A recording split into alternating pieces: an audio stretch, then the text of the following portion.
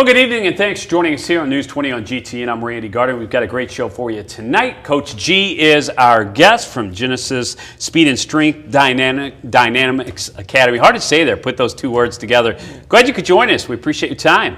Yes, and good morning. It's good to be back to see you, Randy. Want to talk today specifically about the kids, about the youth of today, and we've talked about this before when you've been on the show, and I applaud you for what you do with the children of this era, I should say, because I've got 3 boys of my own, and I can tell you from the time I grew up to the age we are in right now, the kids have become totally lazy. My kids don't want to get off the couch. They want to watch TV. They don't want to go out and play ball. They don't want to do anything but play video games. Are you seeing that right now? Yeah, we see a lot of it. We see it in the school. We see it in the classroom. And also we see it just in commonplace in our neighborhoods, in our own households. What would be your word of advice to the parents out there, such as myself, who would say, I don't know what to do to motivate these kids? We live in a world where you're almost afraid sometimes to send the kids outside because you have to constantly supervise them, keep an eye on them, so someone doesn't take them from your subdivision. How do you delicately balance the situation of go out and play, have some freedom, but keep your eye on them also? Well, in my neighborhood, just a little ways from here, they have a community center, they have swimming pools. Sometimes when you get off work, you say, okay, you are going with me. We're going to do some things together as a family.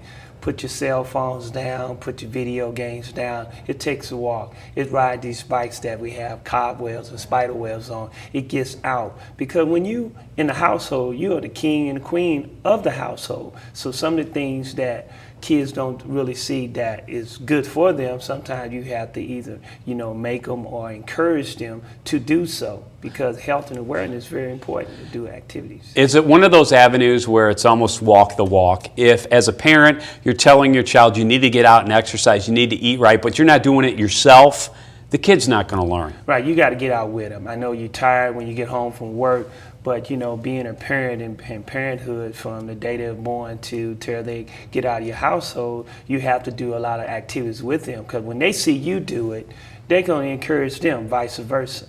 How do you even start, if you have been a couch potato for a while, to get back in the regimen of working out? I know it's a tough thing. You might go for a week or so, you're feeling good, and then it only takes 1 or 2 days to stop, and then boom, you're right off the wagon again. Correct. One thing, you have to change your diet, and don't gradually do it. You have to slowly do it. Say, I'm going to start out this spring, I want to start working out.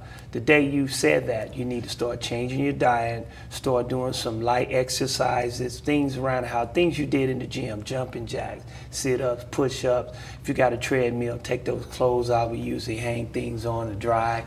Do some slowly things, and then prepare yourself, because the cleanness of your body, and you have to get your mind right. Your mind is the most important thing, is here, getting that right before you start getting out there. Like you say, if you don't prepare yourself and have a pre-plan to get into the workout, you're going to quit in day 1, 2, or 3. How important is it to gradually work yourself into a workout regime? In terms of, don't go out and run 10 miles the first day. Even though you might be able to, you're not going to be able to keep that up. Set some realistic goals for yourself. Right. Before you start getting in those sprints, start doing some walking, power walk, then some jog a little bit, sprint a little bit, and then walk. Repeat that cycle on the track. And most likely, don't do it when the heat is out, just like now. Try to get there early morning if you're going before work, or go in the evening time around 6:30, because the weather start cooling out. So do those things. Like I say, some people want to go out, they don't want to sprint hills, they want to run steps and stuff. You got to remember, the memory of your muscles has to get back in fold. If not, you're going to pull a ham, you're going to pull a quads, you're going to pull some type of muscle. And then once you do that, that's your done deal. In terms of a guy like myself who casually works out, is running on a track the best type of surface and atmosphere to run on? Or should you run in the subdivision where it's always not the same hills, the same streets, vary things up?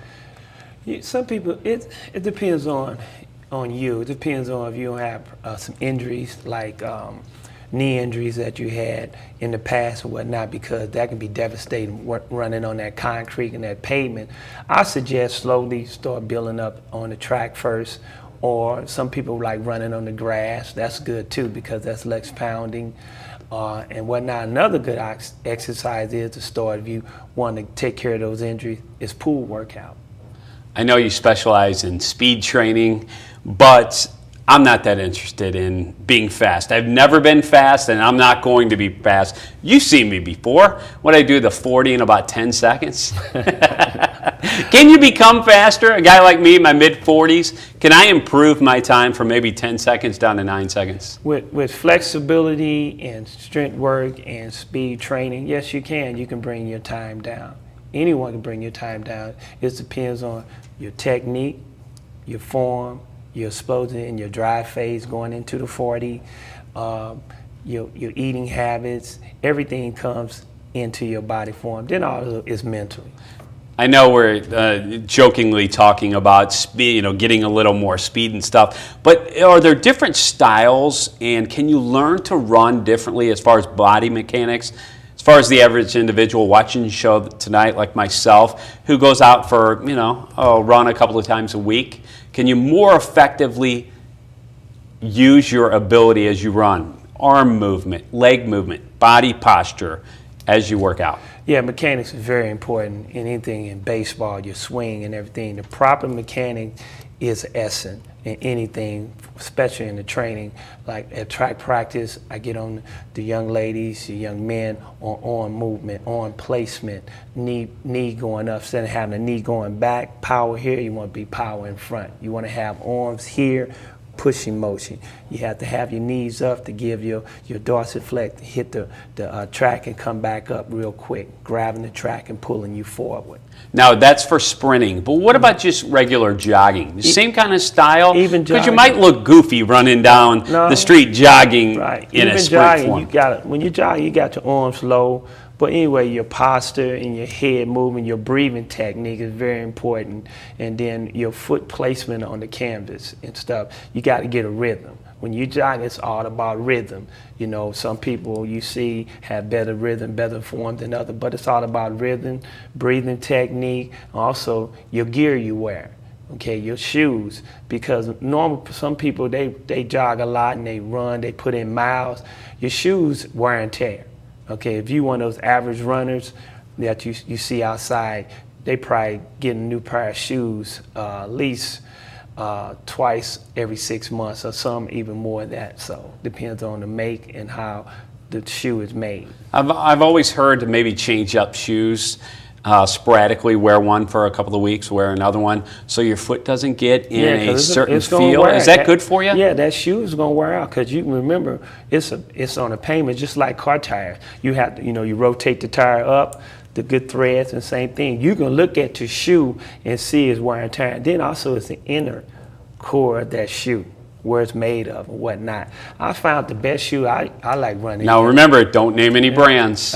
You probably know. You see the commercial all the time. It's one of the alphabets. It's one of the alphabets. That's a good shoe. Good shoe. In terms of breathing, this is huge. This could be maybe 50% or more of working out, whether it's lifting weights, whether it's aerobics, whether it's running. I know this doesn't make for great television, but can you show a proper way to breathe? Or is that individualized to every single person? It's a rhythm, mouth and nose, with a rhythm, slow rhythm. You're getting everything in oxygen. The more oxygen you get in your system, into your blood system, it's just like you remember playing Pac-Man, they eat up. That's how your blood cells get. The more oxygen, the more strength it is you have. The more oxygen you get in, the better you feel, the better you run. And some people, I get on the kids all the time. What are you doing? I don't breathe when I'm around. You have to breathe oxygen and bringing it out. What's it make you feel like to bring a kid in? And I know you not only work with them on the athletic side, but you also work with them on the academic side, to pull everything together and see a well-rounded kid at the end of your training. From day one, when I get a student, the mentoring start, because we are a mentor. When you're a coach, you're a teacher or supervisor or manager, it can be in the private sector, it can be in the educational sector, or in your community. One thing I stress on the athletes, especially when they're going into high school, anything you did from 8th grade down to Head Start, it starts now. You have to make a statement academically, because so many of our student athletes wait till their junior year, second semester, junior year, and say, oh, I need to get my academics straight. And I explain to them, when a recruiter comes in, they look at everything. And it's an investment, because now when you get a scholarship, it's semester to semester or year to year. It's no guarantee. You have to perform in the books, NCAA regulations, and then also the school regulations, and then also the coach expectation of you. Doing good academically shows the coach he can trust in you, know you're going to be there, and then you perform. He at least want to get a few points before you finish your 4 years. But it's very, very important. Academics is very important. As far as your background, does it give you credibility when the kids come to see you, to be able to speak with them from the background of I've been there? Yeah, history is very important. I say you always show that history, not to brag, but show them that they can make it. You want them to be better than you. You don't want them to have the pitfalls and do the things that you didn't do right. So you can set them up to be very, very successful when you can have big credibility about academic, the school you went to, the struggles that you did, the pitfalls, and so they can overcome, show them that, hey, you can do it if you listen to the elder and listen to wisdom. What about yourself? Let's talk about your background, how you got to where you are, and what gives you that credibility to be able to talk to the kids. I was a well-rounded athlete at Normandy High School, but I didn't get any. I didn't have my senior year. My senior year, I turned 19 before. A lot of people didn't know this, but so therefore, when I walked on the University of Missouri, coaches came up and said, "You disappeared off the earth." And I said, "Well, one thing that my coaches wasn't about business and saying, hey, G, Gresham, this is what's going on. We're going to help you get a scholarship." Years later, I found out one of the top track and field coaches in the state, he came to me and said he could have got me at his alma mater. But at that time, I didn't know anything about recruitment, anything. I just said, hey, I sent a few letters out, and University of Missouri respond. I knew Demetrius Johnson, Kevin Potter, and other people there, and so I went there as a walk-on, and I was very successful in what I did. Did you play? You're of course an athlete, but track athlete, but you also played football? I played a couple years under Warren Powers before I had my third knee surgery, and then I went from there and made all conference twice in the hurdles with Bob Teal on the track team. Made some dean lists, made student of the month, hoo-hoo in college in the School of Agriculture. And so, like I say, if you put your foot forward and just look at the big picture, it is going to be some failure, it's going to be some else, but it's all about here and your fortitude of doing things. One of the things I try to stress to a lot of kids, because when I go and talk to them at schools, first question I always ask is, what do you want to do when you grow up? And I would say 90% of them all raise their hand, and it's either a singer, a football player, baseball player, basketball, you name it, some kind of athlete making millions of dollars. Well, the true fact is that you look at the numbers, and they are pretty much stacked against them. Of course, there's going to be some people who make it, and you never want to douse anybody's dreams or aspirations, but you've got to be realistic. How important is that background of education? Do you stress that to the kids, that you have to have that to fall back on? Yes, I stress skills. Even though you might not want to go to college, but there's trade school, there's military, there's something that you can do to be successful. You have a better chance in doing certain things of being a school teacher and being a professional athlete. Now, if they come shopping for you, man, I'm glad for you, man. But remember, that's going to come to the end, because your body is going to come to a point where it cannot stress that. So people say fall back on it. I always say put education first. your skill set first, and then if you get the chance to play professional soccer, baseball, or whatever it might be, man, that's gravy. So take advantage of the education when you go to these institutions. Make sure you get a solid education and degree that you can work with if something might happen, like me, knee surgery. You got to look at the big picture. What I'm going to leave this university with. We're in pretty close to the same age, and what would you say about the history of looking back and seeing how much of a business sports has come all the way from not even just high school and college, the way it used to somewhat be when we were there, but now you're looking at kids who are 4, 5, 6 years old already in these training academies, and parents just pushing them like crazy. Here's the thing, you have to be very, very careful. A kid can get burned out. Or it's two things. It's the parents want them to get better, or the parents living the dream in them, or they looking for someone to strike it rich so they can take care of them the rest of their life. You have to be very careful on that. Now, my thing is, when they get to their 9th grade and you start seeing what sports they're going to be, then you start saying, okay, we need to put you in some development, we need to bring some coaches, we need to send you to some things, get you a speed and conditioning coach. A kid at that age and you trying to treat him like he in college or a pro can be very detrimental, because you got to think about the psychological part of that kid. Everybody's looking at the physical, but what about the psychological? You have kids. I seen kids, and I worked and coached a kid, several kids that they was great young, national championship or great football players, but then when they get to high school and then that all come to pass, they falter, and that's because you as a parent, the coaches have to be realistic, treat them let it be fun first. Then when they start seeing it, because you have students now are using things they shouldn't use because they see it, they know where to get it. You can go at the store and get it, or they training too hard, or they running, doing things too fast.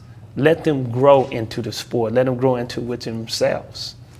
You cannot open up the newspaper right now without seeing somebody being arrested for something, whether it's a gun violation, domestic violence, drinking and driving. I think I read a stat the other day that 17 NFL teams had been touched by 24 different arrests I've seen that too, within 2 a weeks month ago. or 2 weeks or 2 months. It's incredible. Is the world just out of control right now, or are these athletes that have so much money so early in life with not enough guidance, they just feel they're above the law right now?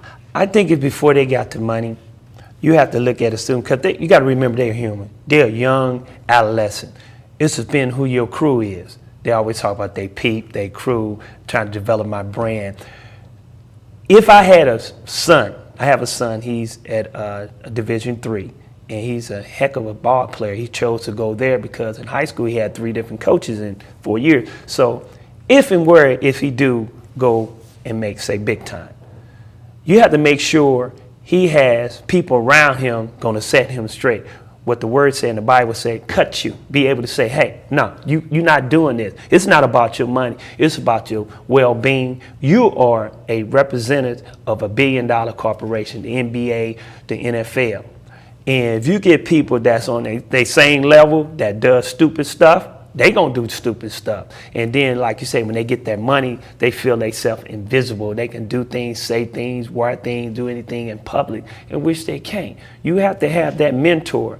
And people want to blame the college coach. You got to remember, the college coaches tell them up front.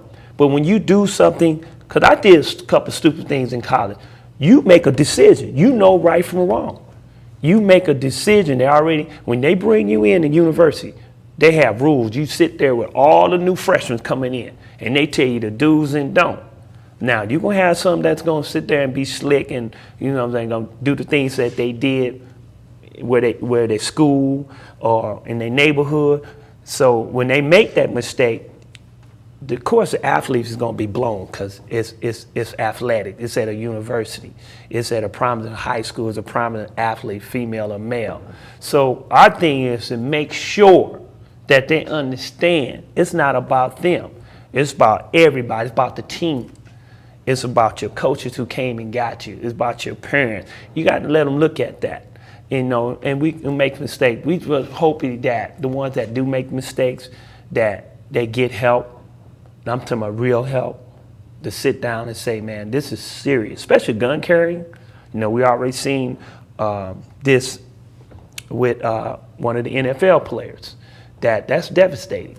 And so then you have some that drinking and driving, doing things that killed his teammate, caused him to get killed. So people don't understand. Athletes have problems too.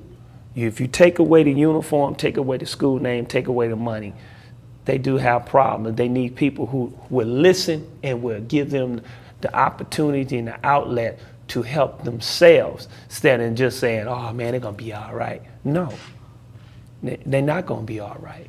One thing I always stress to the kids also is that you're one step away with everything you do from greatness and failure. One step. One step. It's that one decision that you make, Yes.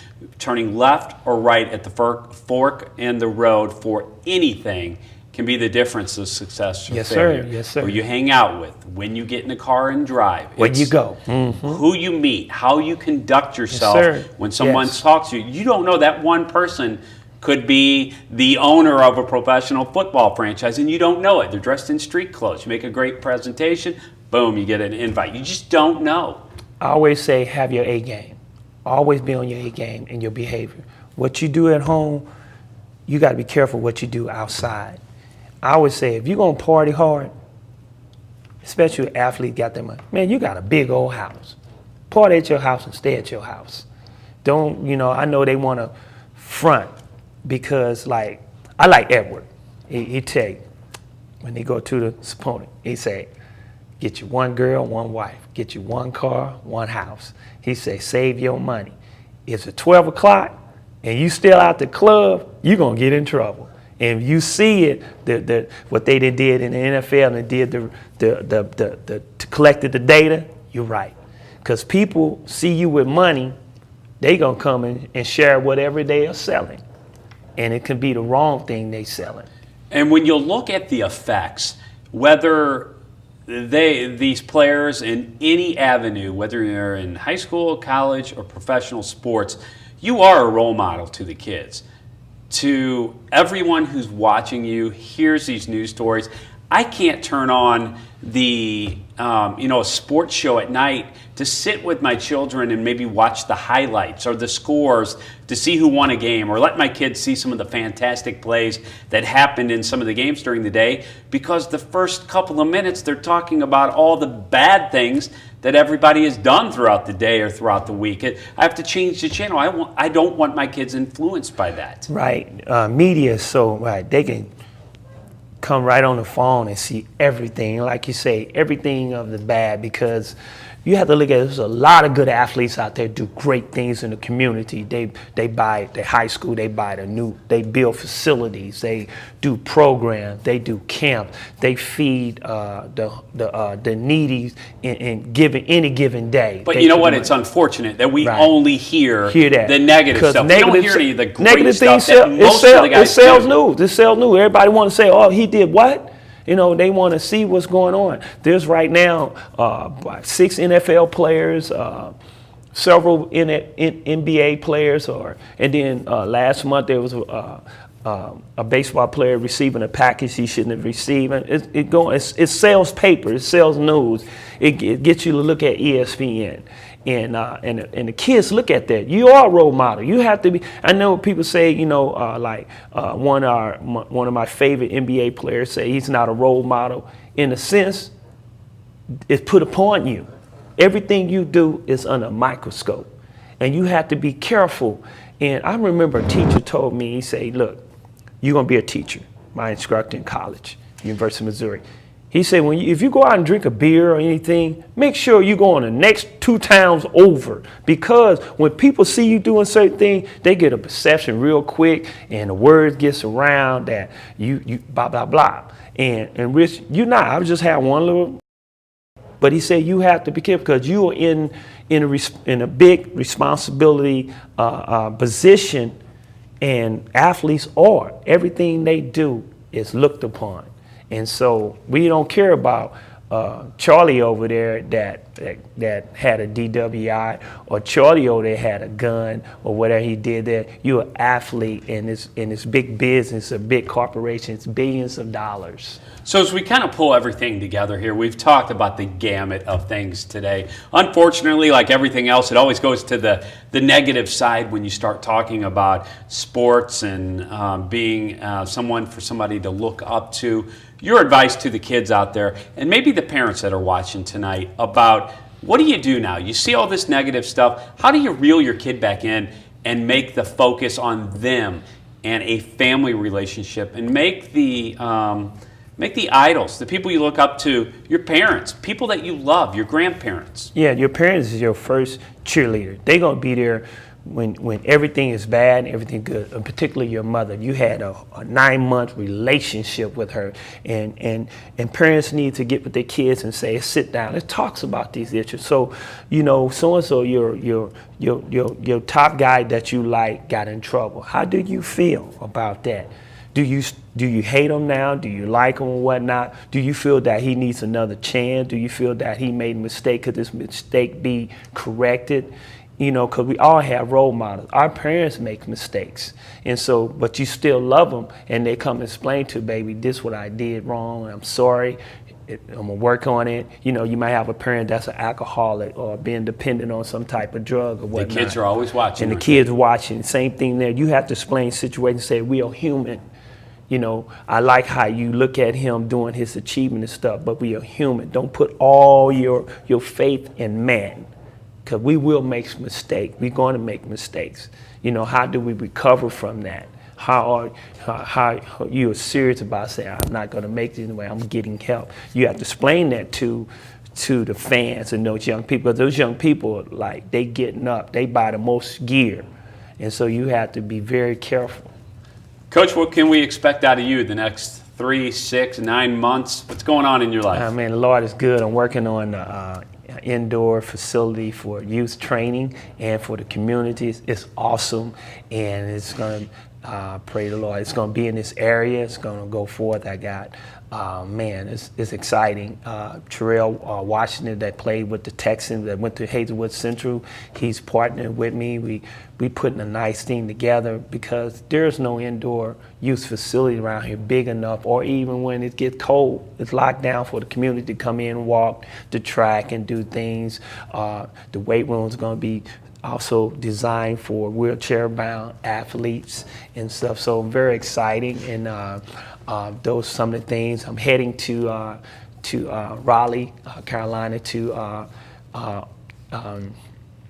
North Carolina A&T for the USA Youth National Junior Championship, and then from there, I'm gonna go cross over that weekend to go to the JOs in Detroit. So I'm busy. I'm close out the summer, and then really work on finishing the project.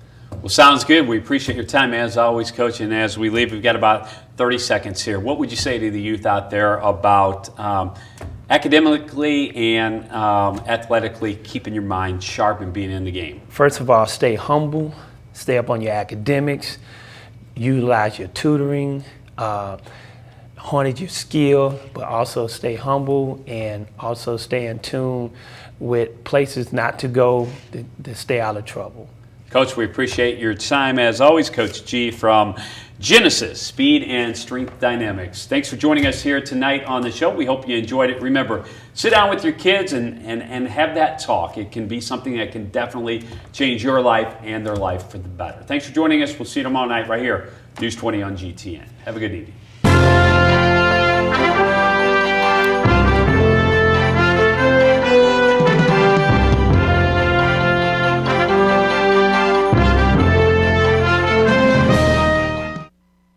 I remember the moment. I'll never forget that moment. That moment? It was a moment that changed my life.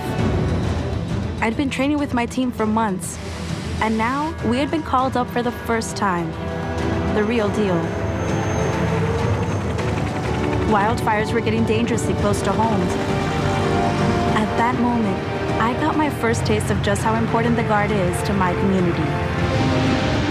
See how the Guard can be an important part of your life at NationalGuard.com. Be out there. Be out there. Be out there. Be out there. Time was, kids did what came naturally, spending free time running barefoot through the grass, wading knee-deep in streams, climbing to the tallest branch.